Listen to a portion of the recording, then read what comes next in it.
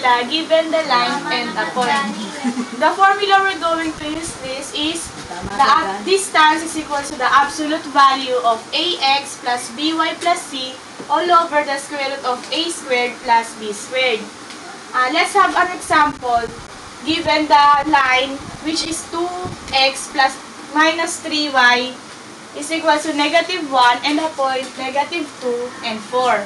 So a here is 2, b is equal to negative 3, and c is equal to negative 1.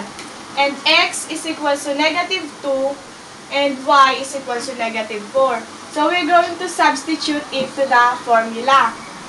So 2 times negative 2 plus negative 3 times 4 plus negative 1 absolute value all over square root of 2 squared plus 3 squared. So, pag sinimplify siya, magiging 2 times negative 2, negative 4, negative 3 times 4, negative 12, tapos minus 1.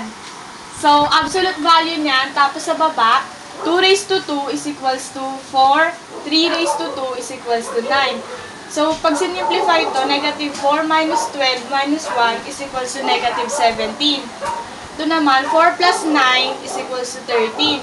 Since yung denominator niya nasa radical form, i-rationalize natin siya. I-multiply natin siya sa fraction na equal sa 1 na pwede rin makapagtanggal ng radical side. So, i-multiply natin siya sa square root of 13 over square root of 13.